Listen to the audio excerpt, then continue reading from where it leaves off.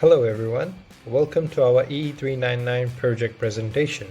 I, Bhavish Gulabdas, and my project partner Krishneel Sharma will be presenting on our project, which is based on wireless power transfer.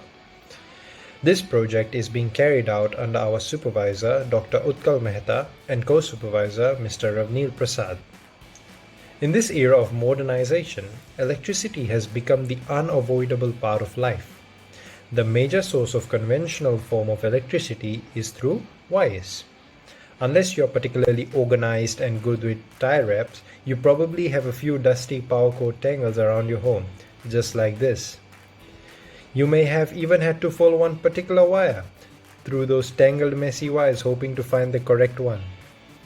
Now this is one of the downfalls of using cables to charge your devices. While it can make people's lives easier, it can add a lot of clutter in the process. Hence, we've come up with a solution to address these problems. That is through wireless power transmission. Now, what is wireless power transmission? In simple terms, wireless power transmission, as the name suggests, is the transmission of electricity from one point to another without the use of wires. There are various techniques to achieve this. However, we will be using the non-radiative technique for this project. The crucial advantage of using the non-radiative technique lies in the fact that most of the power not picked up by the receiving coil remains bound to the vicinity of the sending unit, instead of being radiated into the environment and lost.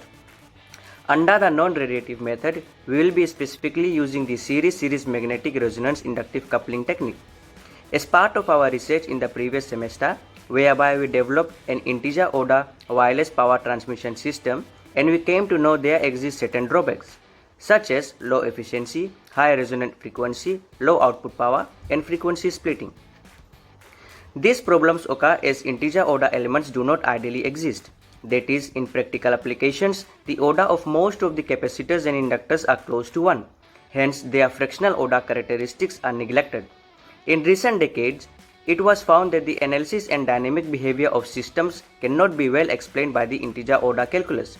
Thus, for this project, we will be transforming our integer order wireless power transmission system into fractional order system through the use of fractional calculus. The reason for this is that the fractional order system considers the fractional characteristics of the inductor and capacitors present in the system. Moreover, the effects of varying fractional order of capacitors and inductors will be studied, and comparisons with the conventional integer order wireless power transmission system will be done. This block diagram is a representation of the wireless power transfer system. The AC supply is rectified into a DC voltage and fed into a high frequency inverter, which converts the DC voltage into a high frequency AC voltage. This high-frequency AC voltage is supplied to the primary coil, which induces a current to the secondary coil. To make the received power usable to charge the battery, a rectifier is needed which converts the AC into DC for charging the battery. For efficient power transfer between the transmitter and the receiver, a compensation capacitor is used which compensates the reactance in the primary and the secondary windings. This allows power transfer capability and efficiency to be improved.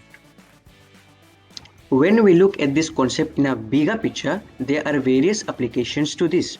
It is used in electrical vehicle charging, in mobile phone charging, and also in biomedical implants such as pacemakers. However, the concept is not limited to charging. It can also power the devices such as television wirelessly. In conclusion, this technology is very promising and it's quickly becoming a viable reality. More and more research is being carried out in this area to offer world-changing implications. In years to come, you and I won't need cables or wires to power or charge our devices. We hope you liked our presentation and that this video provided you with some interesting insights about our project. Thank you.